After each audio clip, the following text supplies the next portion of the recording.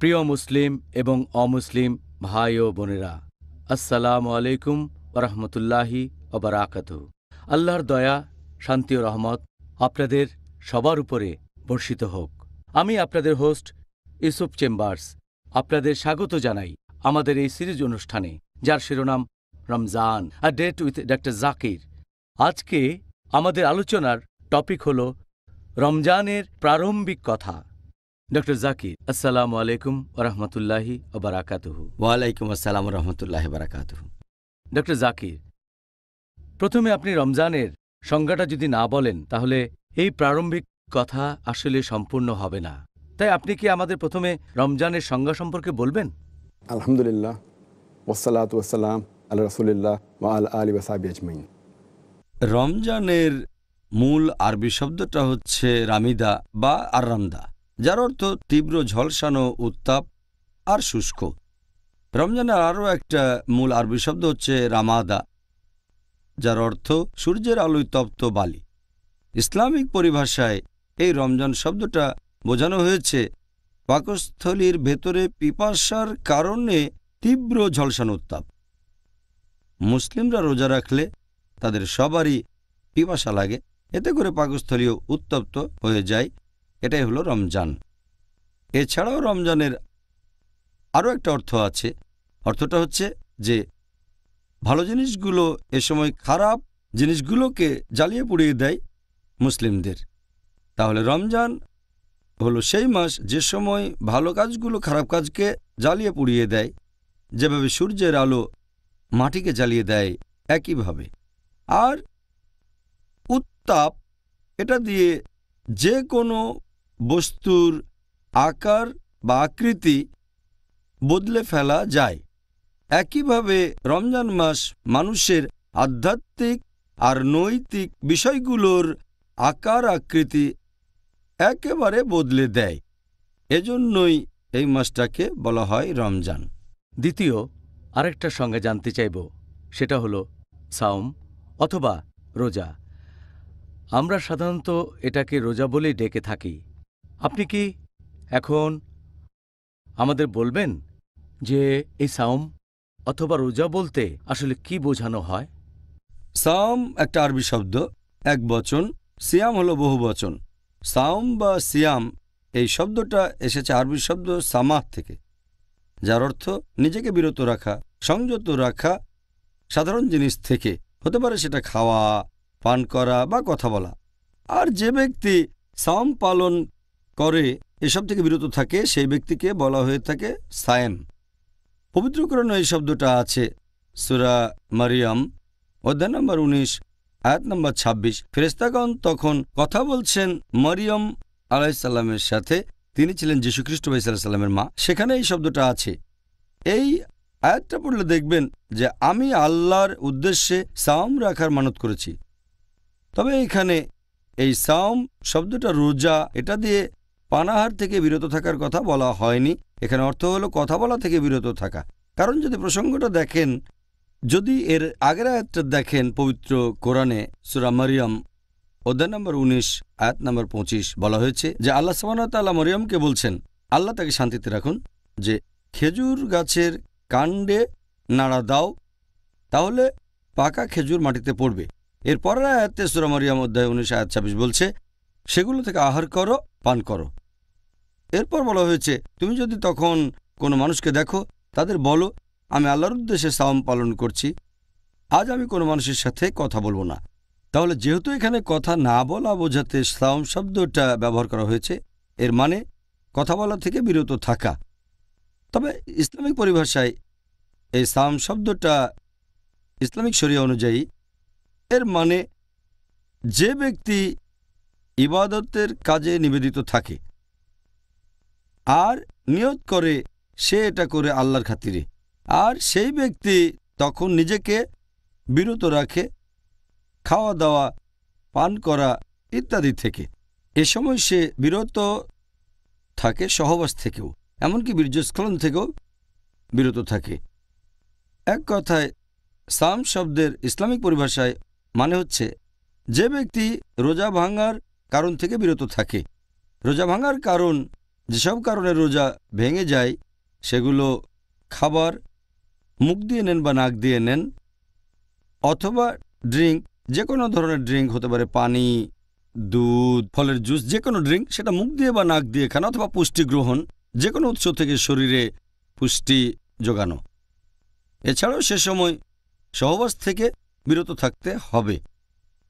এক কথায় সাওম মানে পাকস্থলী এবং অন্যান্য অঙ্গের সংযম। এটা হলো ইসলাম অনুযায়ী সাওমের সংজ্ঞা, এবং এটা হচ্ছে মূল সংজ্ঞা। তবে আপনি যদি আরও বিস্তারিত জানতে চান, সাওম মানে শুধুমাত্র খাবার দাবার থেকে বিরত থাকা আর সহবাস থেকেই নয়, এগুলোর কারণে রোজা ভেঙে যায়। এটার আরও একটা মানে খাওয়া দাওয়া আর সহবাস থেকে বিরত থাকার পাশাপাশি সংযম করতে হবে আমাদের জিহ্বার, আমাদের চোখের, আমাদের কানের, অন্যান্য অঙ্গ প্রত্যঙ্গের। আর সেজন্যই আমরা যখন সাওম শব্দটা ব্যবহার করি, আমাদের নবী মুহাম্মদ সাল্লাল্লাহু আলাইহি ওয়াসাল্লাম বলেছেন, এটার উল্লেখ আছে সহিহ বুখারীতে 3 নম্বর খণ্ড, বুক অব ফাস্টিং, হাদিস নম্বর 1903। আমাদের প্রিয় নবী বলেছেন, যে ব্যক্তি মিথ্যা কাজ আর মিথ্যা কথা বলা থেকে বিরত থাকে না, সংযত থাকে না, অশ্লীলতা করে, সেই ব্যক্তির পানাহার থেকে বিরত থাকায় আল্লাহর কোনো প্রয়োজন নেই। তার মানে খাওয়া দাওয়া বন্ধের পাশাপাশি মিথ্যে কাজ আর মিথ্যে কথা বলা থেকে আপনাকে বিরত থাকতে হবে। আর আমাদের নবী মুহাম্মদ সাল্লাল্লাহু আলাইহি ওয়াসাল্লাম এই কথাটা আবারও বলেছেন। আমাদের প্রিয় নবী মুহাম্মদ সাল্লাল্লাহু আলাইহি ওয়াসাল্লামের হাদিস, একটা সহিহ হাদিস আছে সহিহ তাগরিবে, খণ্ড নম্বর 1, হাদিস নম্বর 1068। নবী সাল্লাল্লাহু আলাইহি ওয়াসাল্লাম বলেছেন যে কোনো ব্যক্তি রোজা রাখার সময় পানাহার থেকে বিরত থাকবে, পাশাপাশি বিরত থাকবে মিথ্যা কথা বলা থেকে, অশ্লীল কথা থেকে। যদি কেউ তার উপর রেগেও যায়, তার সাথে তর্ক করে অথবা ঝগড়াঝাটি করে, সে তখন বলবে আমি রোজা আছি, আমি রোজা আছি। তাহলে আমরা বুঝতে পারছি যখন কেউ রোজা রাখবে তখন সে 3টা কাজ থেকে নিজেকে বিরত রাখবে। 1 নম্বর হচ্ছে পাকস্থলী আর অন্যান্য অঙ্গ প্রত্যঙ্গ। রোজা ভাঙার মতো কাজ থেকে বিরত থাকবে, যেমন খাবার দাবার, পানীয় আর সহবাস। দ্বিতীয়টা অন্যান্য অঙ্গ প্রত্যঙ্গ, জিহ্বা, চোখ, কান, হাত পা, এগুলোর সংযম করতে হবে। জিহ্বার সংযম মানে পেছন থেকে কারো নিন্দা করবে না, কারণ আমি কুৎসা রটাবে না, মিথ্যে কথা বলবে না, অহেতুক গল্পগুজব করবে না, কারণ আমি মিথ্যে কথা রটাবে না, অশ্লীলতা থেকে বিরত থাকবে। এরপর চোখের সংযম মানে সে এমন জিনিসের দিকে তাকাবে না যেগুলোর অনুমতি নেই, যেমন কোনো মহিলাকে দেখলে মাথা নিচু করে নেবে। রোজা রেখে অনইসলামিক সিনেমা দেখবে না, অনইসলামিক ম্যাগাজিন পড়বে না।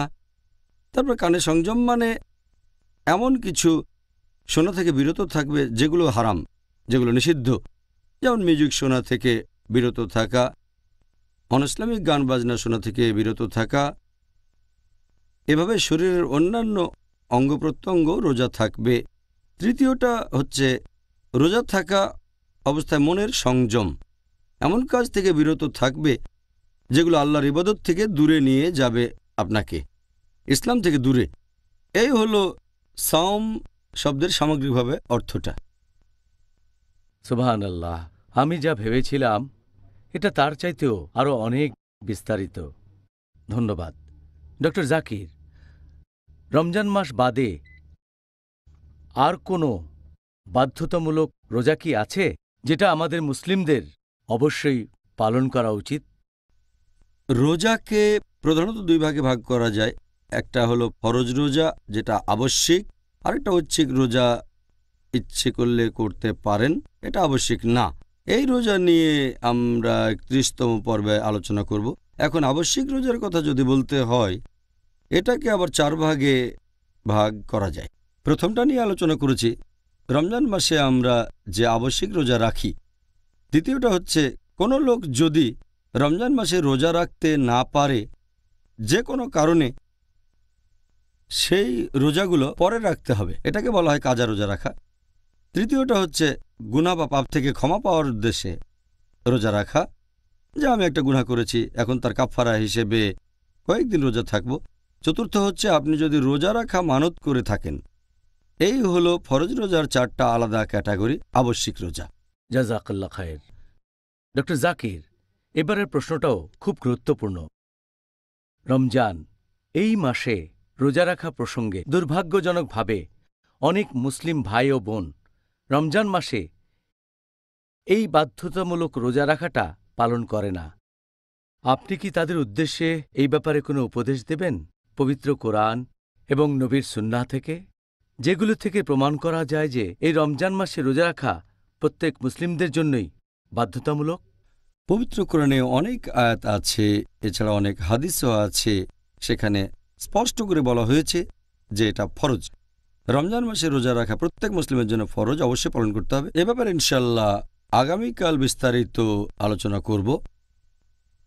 আল্লাহ সুবহানাহু ওয়া তাআলা পবিত্র কোরআনে বলেছেন, সূরা বাকারা অধ্যায় নম্বর 2 আয়াত 183, ইয়া আইয়ুহাল্লাযিনা আমানু হে মুমিনগণ, কুতিবা আলাইকুমুস সিয়াম কামা কুতিবা আলাল্লাযিনা মিন ক্বাবলিকুম লাআল্লাকুম তাত্তাকুন। যার অর্থ, হে মুমিনগণ, তোমাদের জন্য সিয়ামের বিধান করা হয়েছে যেমন করে এই বিধান দেওয়া হয়েছিল তোমাদের পূর্ববর্তীগণকে, যাতে করে আত্মসংযম শিখতে পারো। এখানে যে আরবি শব্দটা আছে সেটা কুতিবা, মানে বিধান করে দেয়া, নির্দিষ্ট করে দেয়া। অন্যান্য ফরজ কাজগুলোর পাশাপাশি বিধান করে দেওয়া হয়েছে, তোমাদের জন্য আবশ্যিক করা হয়েছে যে তোমরা রোজা রাখো। তোমাদের পূর্ববর্তীদের জন্য এটা আবশ্যিক করা হয়েছিল, তার মানে আমাদের আগে অন্যদের জন্য এটা আবশ্যিক ছিল, ইহুদি আর খ্রিস্টান এদের জন্য। তারপর আবশ্যিক করা হয়েছে মুসলিমদের জন্য, ইয়া আইয়ুহাল্লাযিনা আমানু মুমিনদের জন্য। এছাড়াও বলা হয়েছে 1 নম্বর এটা তোমাদের জন্য আবশ্যক, 2 নম্বর তোমাদের আগে যারা ছিল তাদের জন্য, 3 নম্বর পয়েন্ট লাআল্লাকুম তাত্তাকুন, তোমরা যাতে শিখতে পারো আত্মসংযম। এই আরবি শব্দ তাত্তাকুন এর মূল শব্দটা ওয়াকাহ। তাকওয়া শব্দটা ওয়াকা থেকে এসেছে, যার মানে হচ্ছে আপনি আল্লাহ তাআলার শাস্তিকে ভয় পাবেন। এক কথায় তাকওয়া শব্দের অর্থ হচ্ছে আল্লাহ সুবহানাহু ওয়া তাআলাকে মেনে চলা, ধার্মিকতা আর ন্যায়নিষ্ঠতা। এখানে আল্লাহ বলেছেন তোমাদের জন্য রোজার বিধান দেওয়া হয়েছে যাতে করে তোমরা শিখতে পারো আত্মসংযম, যাতে শিখতে পারো তাকওয়া, যাতে তাকওয়া বৃদ্ধি করতে পারো আল্লাহকে মেনে চলায়, ন্যায়নিষ্ঠতায়, ধার্মিকতায়। আর যখন কেউ রোজা রাখে তখন যেটা হয়, সে ক্ষুধার্ত থাকে। দেখবেন যখন কেউ ভর পেটে থাকে সেটাই তাকে এনার্জি দেয়। অনেক সময় সে এই এনার্জি থেকেই নিষিদ্ধ কাজ করে, যেটা আসলে ঠিক না। যখন রোজা রাখবেন তখন খারাপ কাজ করার প্রবণতাটা কমে যাবে আর তাকওয়া ব্যারোমিটার উপরে উঠে যাবে। সেজন্য রোজা পালন করলে আপনি মুত্তাকি হতে পারবেন, তাকওয়া বৃদ্ধি করতে পারবেন। এছাড়াও পবিত্র কোরআনে বলা হয়েছে, সূরা বাকারা অধ্যায় নম্বর 2 আয়াত 185, আল্লাহ বলেছেন, শাহরু রমজানাল্লাযী উনজিলা ফীহিল কুরআন হুদাল লিন-নাস। অর্থাৎ রমজান হলো সেই মাস যে মাসে পবিত্র কোরআন নাজিল হয়েছে মানুষজাতির পথনির্দেশক হিসেবে, ওয়া বাইয়িনাতিন মিনাল হুদা ওয়াল ফুরকান, সৎপথের স্পষ্ট নিদর্শন রূপে এবং সত্য ও মিথ্যার পার্থক্যকারী রূপে। এরপরে আল্লাহ বলেছেন, যে সব মানুষ এই মাসটা পাবে তারা রোজা রাখবে। তার মানে এটা ফরজ। আপনি মুসলিম, যদি রমজান মাস আসে আপনি রোজা রাখবেন। কিছু ব্যতিক্রম আছে, যদি অসুস্থ থাকেন, যদি ভ্রমণ করেন তাহলে অন্য সময় রাখতে পারেন, ইত্যাদি ইত্যাদি। এখন এই আয়াতটা বলছে রমজান মাসে রোজা রাখাটা প্রত্যেক মুসলিমের জন্য ফরজ। কিছু ব্যতিক্রম আছে। এছাড়াও অনেকগুলো সহিহ হাদিস আছে যেগুলো বলছে রমজান মাসে রোজা রাখা মুসলিমদের জন্য ফরজ। আমি একটা হাদিসের উদাহরণ দিচ্ছি। আমাদের প্রিয় নবী সাল্লাল্লাহু আলাইহি সাল্লাম বলেছেন, এটা আছে সহিহ বুখারী খণ্ড নম্বর 1 বুক অব ঈমান হাদিস নম্বর 8। আমাদের নবী বলেছেন, ঈমানের ভিত্তি হলো 5টা স্তম্ভ। প্রথমটা হলো লা ইলাহা ইল্লাল্লাহ মুহাম্মাদুর রাসূলুল্লাহ, আল্লাহ ছাড়া কোনো উপাস্য নেই আর নবী মুহাম্মদ সাল্লাল্লাহু আলাইহি ওয়াসাল্লাম আল্লাহর প্রেরিত রাসূল। দ্বিতীয়টা হচ্ছে সালাত কায়েম করা, নামাজ আদায় করা। তৃতীয় হলো যাকাত দেয়া, গরিবদের জন্য দান করা। চতুর্থ হলো হজ পালন করা, পবিত্র শহর মক্কায় গিয়ে হজ করা। আর পঞ্চমটা হচ্ছে সাওম পালন করা, অর্থাৎ রোজা রাখা। তাহলে নবী সাল্লাল্লাহু আলাইহি ওয়াসাল্লামের এই হাদিস সহিহ বুখারী খণ্ড নম্বর 1 বুক অব ঈমান হাদিস নাম্বার 8 এখানে বলা হয়েছে যে রোজা হচ্ছে ইসলামের একটা স্তম্ভ, শুধু ফরজই নয়, ইসলাম ধর্মের মূল বিশ্বাসের একটা স্তম্ভ। এটা ইসলামের সবচেয়ে গুরুত্বপূর্ণ যে 5টা কাজ, তার মধ্যে রোজা একটা। তাহলে এখান থেকেই আমরা বুঝতে পারছি সব মুসলিমের জন্যই রোজা রাখা ফরজ। হ্যাঁ, আপনি এখানে একেবারে পরিষ্কার করে ব্যাপারটা ব্যাখ্যা করলেন। এখন সবার উচিত এই উপদেশগুলো নিয়ে রমজান মাসে রোজা রাখা। ইনশাআল্লাহ। এবারে পরের প্রশ্নটা হলো রোজা রাখার ইতিহাস নিয়ে। রোজা রাখার এই যে সময়টা বা যেসব কারণে এই রোজা ভেঙে যায়, এ সম্পর্কে আপনি আগেই বলেছেন। এখন মুসলিমদের জন্য এই রোজা রাখার নিয়মটা কি সবসময় একই রকম ছিল, নাকি অন্য কোনোভাবে রোজা রাখতেন মুসলিমরা? মুসলিমদের কথা যদি বলতে হয়, প্রথম যখন পবিত্র কোরআনে রোজার কথা বলা হয়, সূরা বাকারা অধ্যায় 2 আয়াত 183, এটা আমি আগেও বলেছি যে রোজা রাখা ফরজ। সে সময় মুসলিমরা প্রত্যেক মাসে 3 দিন রোজা রাখত। পরবর্তীতে যখন আরেকটা আয়াত নাজিল হলো সূরা বাকারা অধ্যায় 2 আয়াত 185, এটার কথা আগে বলেছি আমি, যে এই পবিত্র রমজান মাসে কোরআন নাজিল হয়েছে মানুষ জাতির পথনির্দেশক হিসেবে, সৎপথের নিদর্শন হিসেবে, আর সত্য মিথ্যার পার্থক্যকারী রূপে। সুতরাং যেসব মুসলিম এই মাসটা পাবে তারা রোজা রাখবে। তখন থেকে মুসলিমদের জন্য ফরজ হলো যে তারা পুরো রমজান মাসটা রোজা রাখবে। প্রথমে রোজা থাকতো প্রত্যেক মাসে 3 দিন, তারপর হলো পুরো 1 মাস রোজা শুধু রমজান মাসে। এরপর রোজার সময় কি করা যাবে না, যেসব কাজ করলে রোজা ভাঙবে, তারা একটা হচ্ছে সহবাস করা নিজের স্ত্রীর সাথেও। প্রথম দিকে যখন সূরা বাকারা অধ্যায় 2 আয়াত 185 নাজিল হয়েছিল, সেখানে এই ব্যাপারে বিস্তারিত বলা হয়নি। তাই সে সময় মুসলিমরা স্ত্রীর সাথেও সহবাস করা থেকে বিরত থাকত পুরো রমজান মাস, এমনকি রাতের বেলাতেও। তখন অনেক সাহাবী অনেক মুসলিমদের জন্যই কষ্টকর হয়ে দাঁড়ালো। এ প্রসঙ্গে আমার একটা ঘটনা মনে পড়ে গেল। পবিত্র কোরআনের একটা তাফসিরে এটার উল্লেখ করা হয়েছে। তাফসির আল কুরতুবী খণ্ড নম্বর 2 পৃষ্ঠা নম্বর 210, এখানে বলা হয়েছে যে ওমর বিন খাত্তাব রাদিয়াল্লাহু আনহু একবার নবীর সাথে কথা বলার পর বেশ রাত করে বাসায় ফিরলেন। তখন তার ইচ্ছে হলো স্ত্রী সহবাস করবেন। তিনি সেই রাতে স্ত্রীর সাথে সহবাস করলেন।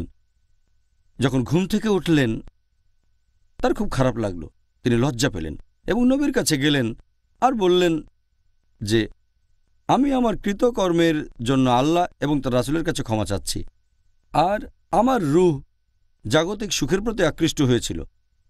গতরাত আমি স্ত্রী সহবাস করেছি। কোনো কি উপায় আছে যাতে আমাকে ক্ষমা করা যায়? আমি কি কোনোভাবে মাপ পেতে পারি?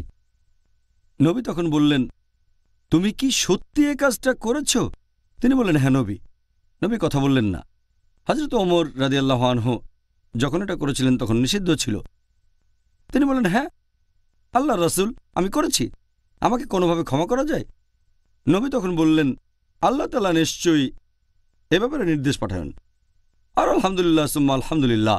এর পরেই নাজিল হলো সূরা বাকারার আরেকটা আয়াত, অধ্যায় নম্বর 2 আয়াত 187 নাজিল করা হলো। বলা হলো, সিয়ামের রাতে তোমাদের স্ত্রী সহবাস করাটাকে বৈধ করা হয়েছে। And then it says, "Hunna libasul lakum wa antum libasul lahunna." যে তোমরা তাদের পরিচ্ছদ, তারা তোমাদের পরিচ্ছদ। আমরা আমাদের স্ত্রীদের পরিচ্ছদ আর স্ত্রীরা আমাদের পরিচ্ছদ। আল্লাহরও বলেছেন, আমি জানি তোমরা নিজেদের উপর অবিচার করছিলে, আল্লাহ তোমাদের ক্ষমা করেছেন, আর এখন থেকে তোমরা স্ত্রীদের সাথে মিলিত হও রমজান মাসের রাতের বেলায়, আর পানাহার করো যতক্ষণ না রাতের কালো রেখা হতে সকালের শুভ্র রেখা তোমাদের কাছে স্পষ্ট হয়।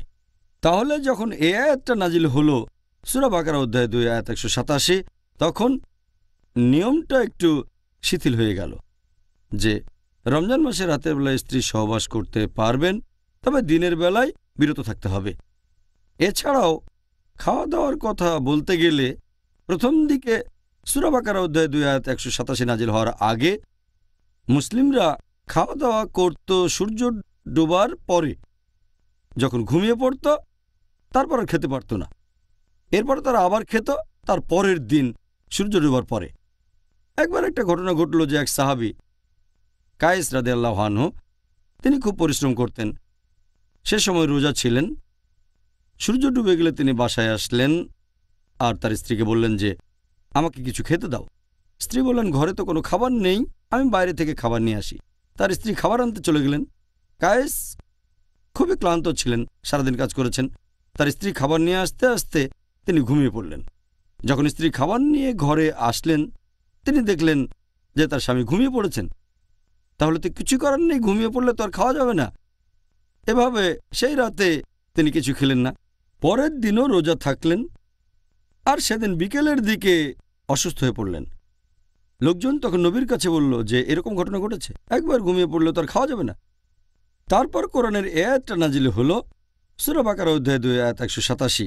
বলা হয়েছে সিয়ামের রাতে স্ত্রী সহবাস এবং পানাহার করতে পারবে যতক্ষণ না রাতের কালো রেখা সকালের শুভ্র রেখা থেকে স্পষ্ট হয়। তখন থেকে হলো সেই নিয়ম যেটা এখন আমরা মানি, যে রোজা মানে আপনি খাবার পানীয় বা পুষ্টি থেকে বিরত থাকবেন, সহবাস করা থেকেও বিরত থাকবেন, সূর্যোদয় থেকে শুরু করে সূর্যাস্ত পর্যন্ত। আর নিয়ত করবেন যে এটা করছেন আল্লাহ তাআলার জন্য, এটা ইবাদতের একটা অংশ। এটা হলো সংক্ষেপে আমাদের রমজানের ইতিহাস। ব্যাপারটা খুব ইন্টারেস্টিং। আমরা সাহাবীগণের তুলনায় অনেক বেশি সুবিধা পেয়েছি, আলহামদুলিল্লাহ। ডক্টর জাকির, এখন আপনি আমাদের একটু আগেই বললেন রোজা রাখার ইতিহাস সম্পর্কে। মুসলিমরা প্রথম দিকে রোজা রাখত 3 দিন, পরবর্তীতে 1 মাস। এই বিষয়টাকে পবিত্র কোরআনের পরস্পর বিরোধী বলা যায় কি? পবিত্র কোরআনে পরস্পর বিরোধী কোনো কথা নেই। আল্লাহ পবিত্র কোরআনে বলেছেন সূরা নিসা অধ্যায় নম্বর 4 আয়াত নম্বর 82, আফলা ইয়াতাদাব্বারুনাল কুরআন ওয়ালাউ কানা মিন ইনদি গায়রিল্লাহ লাওয়াজাদু ফি ইখতিলাফান কাসীরা। তারা কি কোরআন সম্বন্ধে অনুধাবন করে না? কোরআনের ব্যাপারে এটা কি বুঝতে পারে না? এটা যদি আল্লাহ ব্যতীত অন্য কারো কাছ থেকে আসতো তাহলে সেখানে অনেক অসঙ্গতি থাকত। তাহলে কোরআনের কোনো আয়াতই পরস্পর বিরোধী হবে না। তবে কিছু ব্যাপার রদ হয়ে যায়, লোকে এগুলোকে ধরে। আমার মতে এটা পরস্পর বিরোধী কিছু নয়। রদ হওয়া মানে যেটা আগে নাজিল হয়েছিল। আর পবিত্র কোরআন বলছে সূরা বাকারা অধ্যায় নম্বর 2 আয়াত 106, আমি কোনো আয়াত রহিত করলে বা বিস্তৃত হতে দিলে তা থেকে উত্তম অথবা তার সমতুল্য আয়াত নাজিল করি। তাই অনেক সময় দেখবেন যে জিনিসগুলো হারাম অথবা ফরজ করা হয়েছে তা বলা হয়েছে ধাপে ধাপে। এমন না যে কঠিন কাজকে সহজ করা হয়েছে, মাঝে মাঝে কঠিন কাজ সহজ হয়ে গেছে। আবার কোনো কাজ আগে সহজ ছিল, অনেকেই করত, পরে কঠিন হয়ে গেছে। যেমন ধরেন অ্যালকোহলকে যেভাবে নিষিদ্ধ করা হয়েছে। এ সম্পর্কে প্রথম নাজিল হওয়া আয়াত সূরা বাকারা অধ্যায় 2 আয়াত 219 বলছে যে অ্যালকোহলের মধ্যে, মাদকদ্রব্যের মধ্যে আছে লাভ এবং ক্ষতি, লাভের চেয়ে ক্ষতি বেশি। এখানে হারাম বলা হয়নি, সাবধান করা হয়েছে যে লাভের চেয়ে ক্ষতি বেশি। এরপর সূরা নিসা অধ্যায় 4 আয়াত 43 বলছে যখন তোমরা নেশাগ্রস্ত থাকবে তখন নামাজ পড়ো না। এটা কিন্তু বলা হয়নি যে যখন নামাজ পড়বে না তখন মাদকদ্রব্য নিতে পারো। এটা বলা থাকলে একটা সমস্যা হয়ে যেত। এখানে বলা হচ্ছে যখন নামাজ পড়বে তখন নেশাগ্রস্ত থেকো না।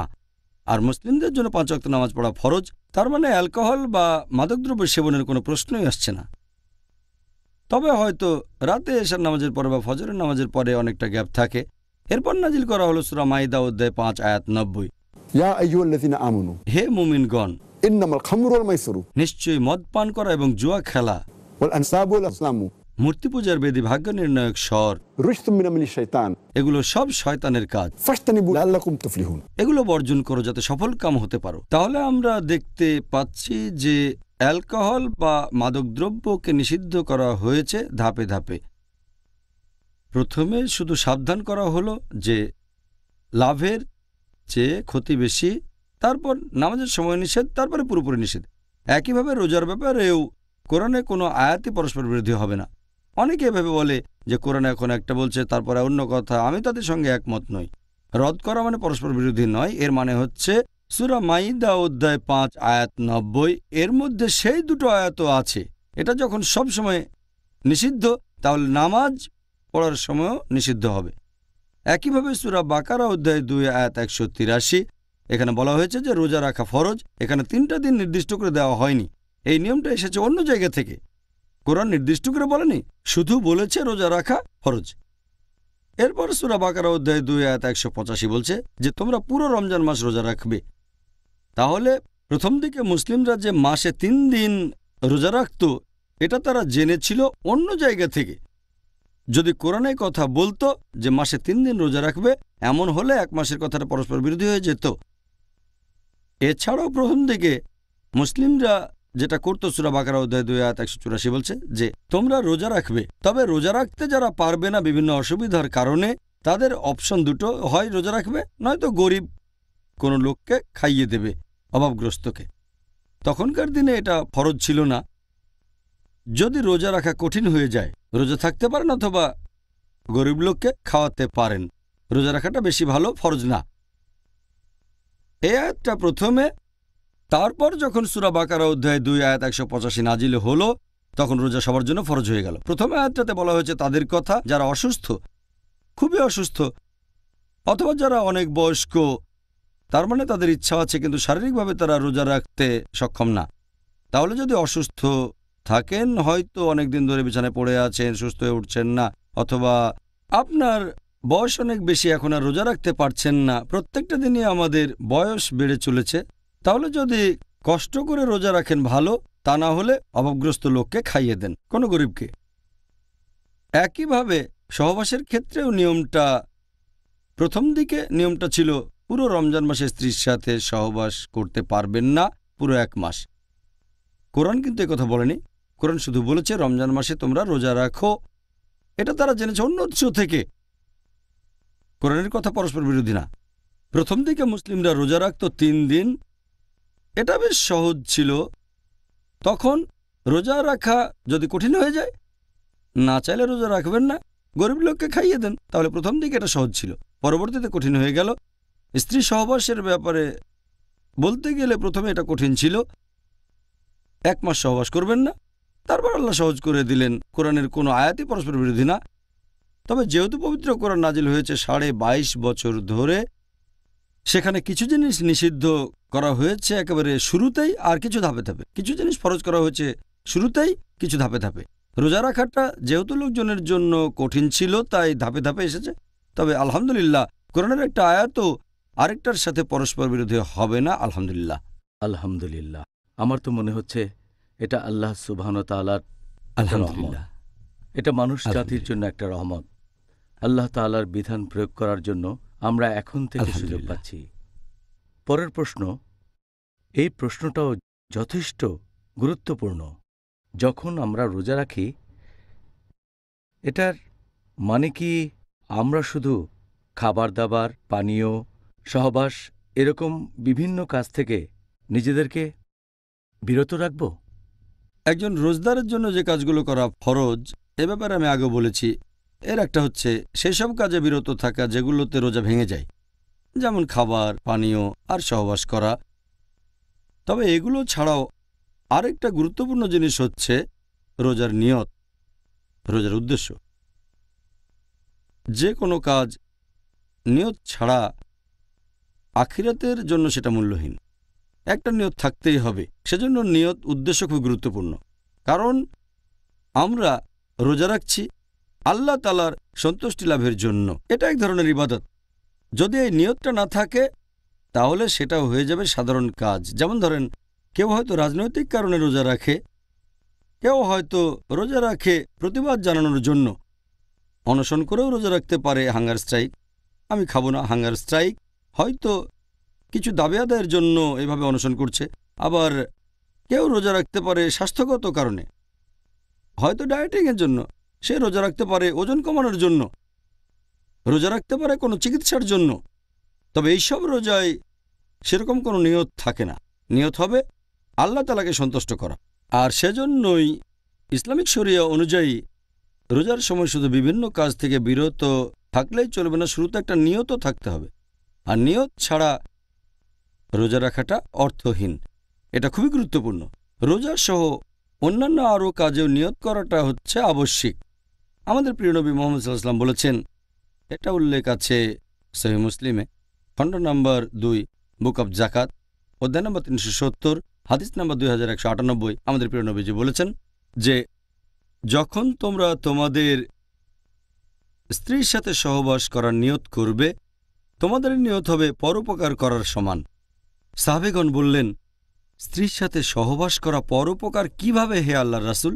নবী বললেন, তোমরা যদি এমন কারোর সাথে সহবাস করো যে তোমার স্ত্রী নয়, যে কাজটা করা বেআইনি, সেটা তো পাপ, তাই না? তারা বললেন, ইয়া রাসূলুল্লাহ, হ্যাঁ এটা পাপ। তাহলে তুমি তোমার স্ত্রীর সাথে সহবাস করলে তো গুনাহ হবে না, আর নিয়ত করবে, সেজন্যই এটা হবে একটা ভালো কাজ। তার মানে নিয়ত খুবই গুরুত্বপূর্ণ। যখনই নিয়ত করেছেন সেজন্য সব পাবেন। আর আল্লাহ পবিত্র কোরআনে বলেছেন, সূরা বাইয়িনা, অধ্যায় নম্বর 98, আয়াত নম্বর 5, বলা হয়েছে, আল্লাহ আদেশ দিয়েছেন যে শুধুমাত্র তার ইবাদত করো, আনুগত্যে, বিশুদ্ধ চিত্তে এবং একনিষ্ঠভাবে। এখানে আরবি শব্দটা হচ্ছে লিয়াবুদু, যার অর্থ ইবাদত করা। তবে আবুদু এর অর্থ বিনম্র হওয়া। এই লিয়াবুদু সাধারণভাবে এটার অর্থ ইবাদত করা, আসলে এর অর্থ হবে বিনম্র হওয়া। এখানে আরেকটা আরবি শব্দ হচ্ছে মুখলিসুন, যার অর্থ বিশুদ্ধ চিত্তে একনিষ্ঠভাবে ইবাদত করা। আমরা শুধুমাত্র আল্লাহর ইবাদত করব তার উদ্দেশ্যে, এটাই হবে আমাদের নিয়ত, এটাই হবে আমাদের উদ্দেশ্য। আল্লাহ পবিত্র কোরআনে বলেছেন, সূরা বাকারা, অধ্যায় নম্বর 2, আয়াত নম্বর 29, যে তিনি পৃথিবীর সব কিছু তোমাদের জন্য সৃষ্টি করেছেন। আল্লাহ যখন সব কিছু আমাদের জন্য সৃষ্টি করেছেন, 10 ভাগের 1 ভাগ বা 4 ভাগের 1 ভাগ বা অর্ধেক না, সব কিছু সৃষ্টি করেছেন মানবজাতির জন্য এই পৃথিবীতে। আর সেজন্যই আমরা শুধু তার ইবাদত করব, অন্য কারো নয়। যদি আল্লাহর ইবাদতের পাশাপাশি অন্য কারো ইবাদত করি, তাহলে সেটা মূল্যহীন। আমরা শুধুমাত্র আল্লাহর ইবাদত করব, অন্য কারো নয়। এটা বলা যাবে না যে 2 রাকাত নামাজ পড়বো আল্লাহর জন্য আর 2 রাকাত অন্য কারোর জন্য। বলতে পারবো না যে একটা ছাগল কোরবানি দিলাম আল্লাহর জন্য, আরেকটা অন্য রাজার জন্য। আমাদের সব ইবাদত হবে শুধুমাত্র আল্লাহ তাআলার উদ্দেশ্যে, অন্য কারো নয়। এখানে কয়েকটা হাদিসের কথা বলি। প্রথম হাদিসটা আছে সহিহ বুখারীতে, যে ওমর রাদিয়াল্লাহু আনহু তিনি বলেছেন যে আমাদের প্রিয় নবী মুহাম্মদ সাল্লাল্লাহু আলাইহি ওয়াসাল্লাম বলেছেন, ইন্নামাল আমালু বিন্নিয়া, তোমাদের কাজের ভিত্তি হচ্ছে নিয়ত, তোমাদের কাজের বিচার করা হবে নিয়ত দিয়ে। আর যদি কেউ আল্লাহ এবং তার রাসূলের উদ্দেশ্যে হিজরত করে, সে হিজরত করেছে আল্লাহ এবং তার রাসূলের জন্য। কিন্তু যদি কেউ হিজরত করে পৃথিবীর ধন সম্পদের উদ্দেশ্যে অথবা বিয়ের উদ্দেশ্যে, সে হিজরত করেছে সম্পদ আর বিয়ের জন্য।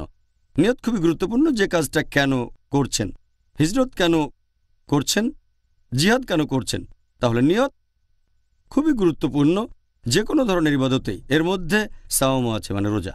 জাযাকাল্লাহ খায়ের।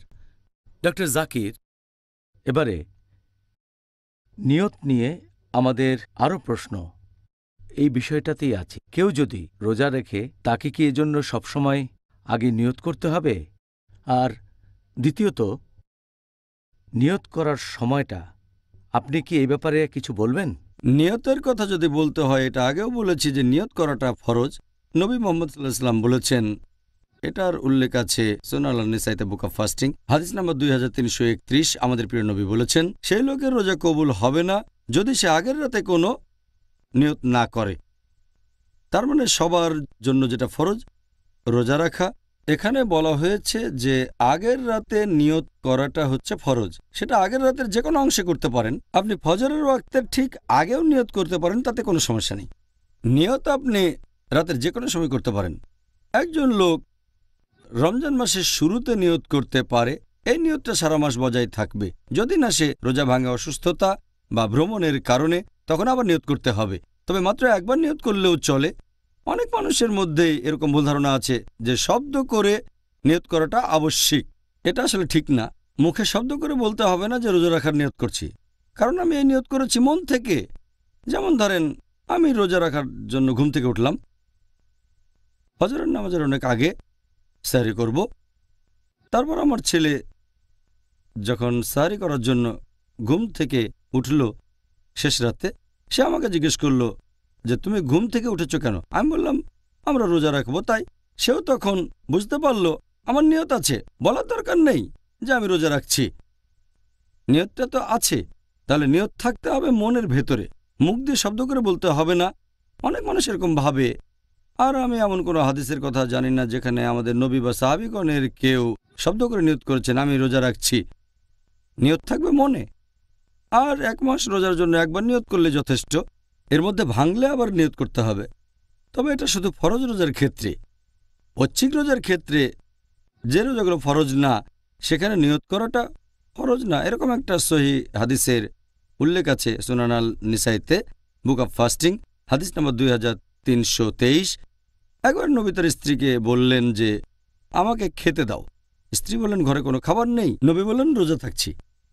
তার মানে আগের রাতে তার রোজা রাখার নিয়ত ছিল না, তিনি সেই সময়ই রোজাটা রাখলেন।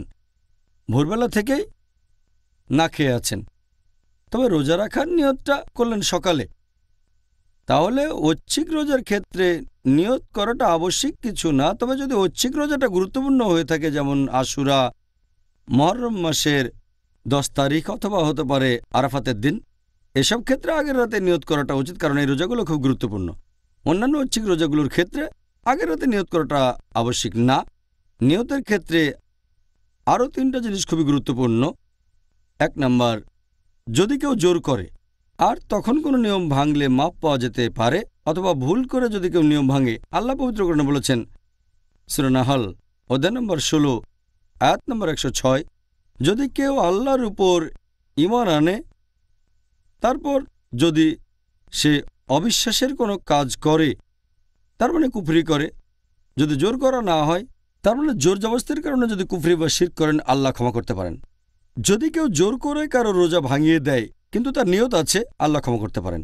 আর আল্লাহ কোরআনে বলেছেন সূরা বাকারা অধ্যায় 2 আয়াত নম্বর 286 যে হে প্রতিপালক, আমাদের পাকড়াও করো না, আমাদের তুমি দায়ী করো না যদি আমরা কখনো বিস্মৃত হয়ে যাই অথবা ভুল করে ফেলি। তাহলে যদি কেউ রোজার সময় ভুল করে পানি খেয়ে ফেলে, আল্লাহ ক্ষমা করতে পারেন, অথবা যদি কোনো রকম ভুল করে, আল্লাহ হয়তো ক্ষমা করবেন। এ ব্যাপারে পরে আলোচনা করব। সুবহানাল্লাহ, আপনি অনেক গুরুত্বপূর্ণ কিছু কথা জানালেন। আমি শিওর দর্শকরাও এই অনুষ্ঠানটা দেখে দারুণভাবে উপকৃত হবেন ইনশাআল্লাহ, ইনশাআল্লাহ। আরেকটা বিষয় নিয়ে আমি কিছুদিন সমস্যার মধ্যে ছিলাম। সেটা হলো যে রোজা রাখা তো ইসলাম ধর্মের একটা স্তম্ভ, তাই না?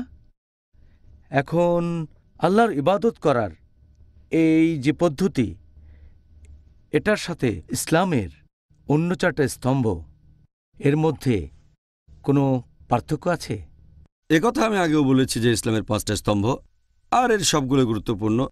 তবে অন্যান্য স্তম্ভগুলোর সাথে এই সাওম অথবা রোজার যে পার্থক্য আছে তা হচ্ছে যে ইসলামের অন্যান্য স্তম্ভগুলো, হোক সেটা নামাজ অথবা জাকাত অথবা ধরেন হজ, এই কাজগুলো মানুষকে দেখানোর জন্য করা যেতে পারে। লোক দেখানো কাজগুলো করতে পারে অন্যকে দেখানোর জন্য, যে আমি সবাইকে দেখাতে চাই আমি খুব ধার্মিক। নামাজ পড়লাম লোকজনকে দেখানোর জন্য, আর হজ করতে গেলাম এটাও মানুষকে দেখানোর জন্য, এটা হতে পারে।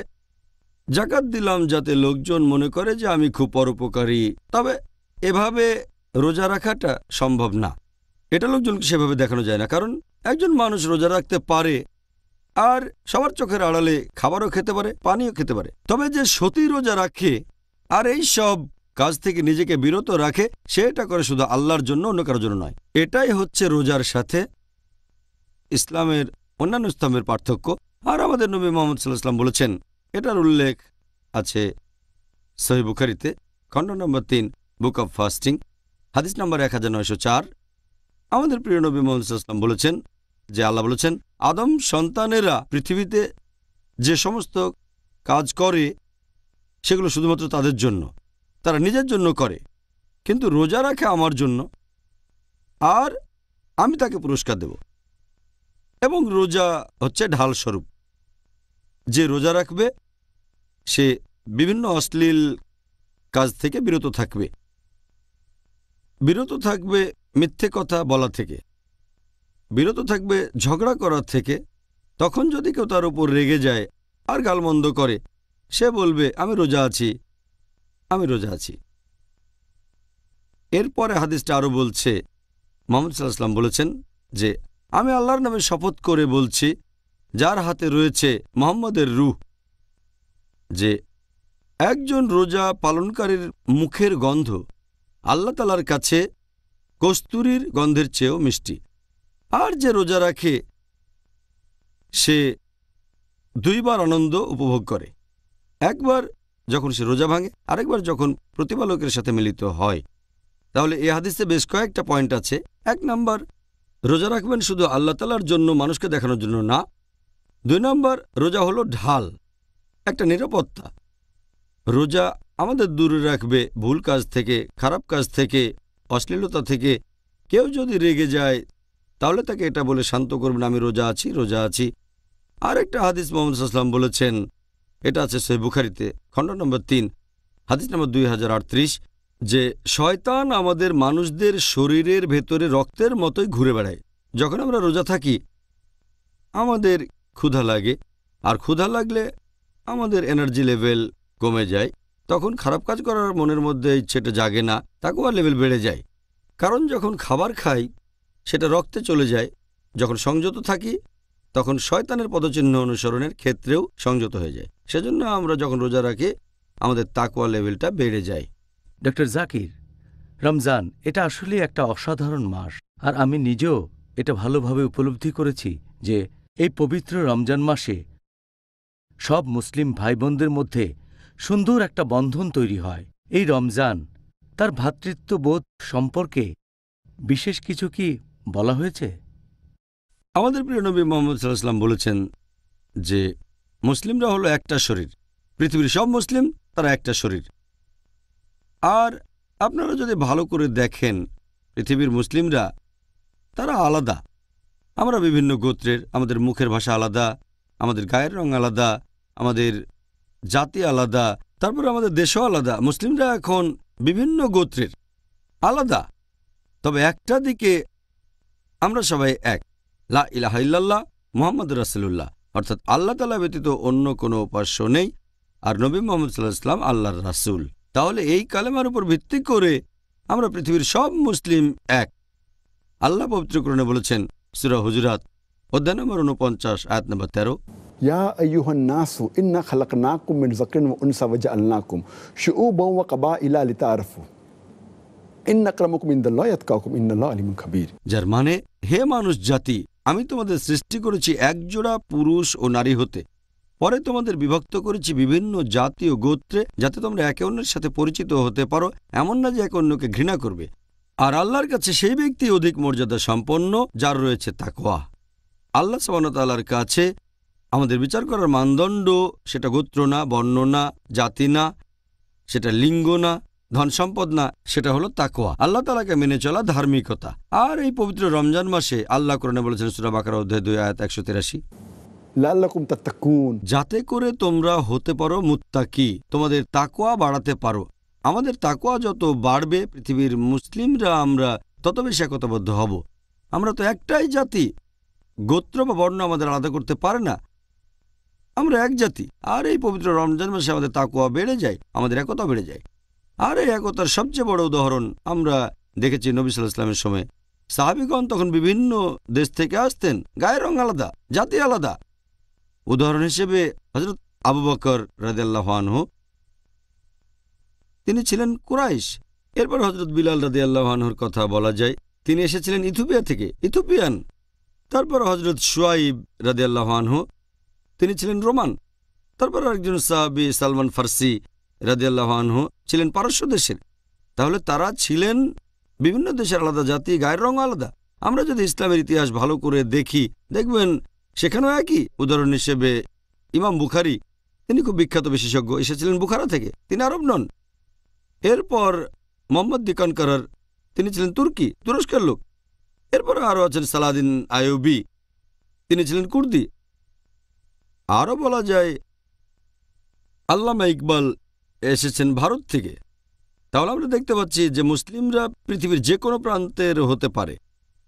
আর এই একতা রমজানে আমরা বেশি করে পালন করে থাকি, কারণ এই সময় আমাদের তাকওয়া লেভেল বৃদ্ধি পায়।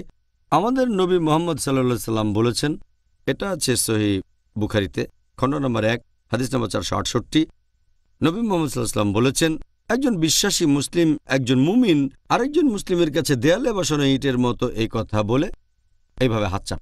আমাদের প্রিয় নবী আরও বলেছেন, এই হাদিসটা আছে সহিহ মুসলিমে, খণ্ড নম্বর 4, হাদিস নাম্বার 6219, যে আমাদের নবী বলেছেন, একজন মুসলিম কখনোই আরেকজন মুসলিমের উপর অত্যাচার করবে না, সে তাকে বাধা দেবে না, তার কাছে মিথ্যে বলবে না, সবসময় সত্যি কথা বলবে।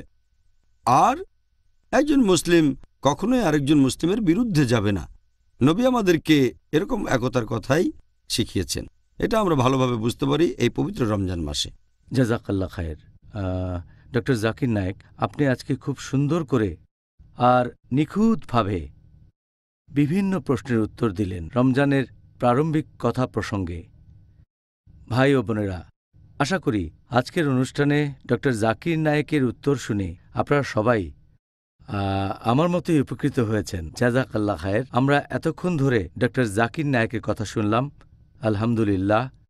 ভাই ও বোনেরা, আগামীকাল আপনাদের সাথে আবার দেখা হবে, আর সেদিন আমাদের আলোচনার টপিক হবে কখন রোজা রাখা বাধ্যতামূলক আর অব্যাহতি আছে। আসসালামু আলাইকুম ওয়া রাহমাতুল্লাহি ওয়া বারাকাতুহু।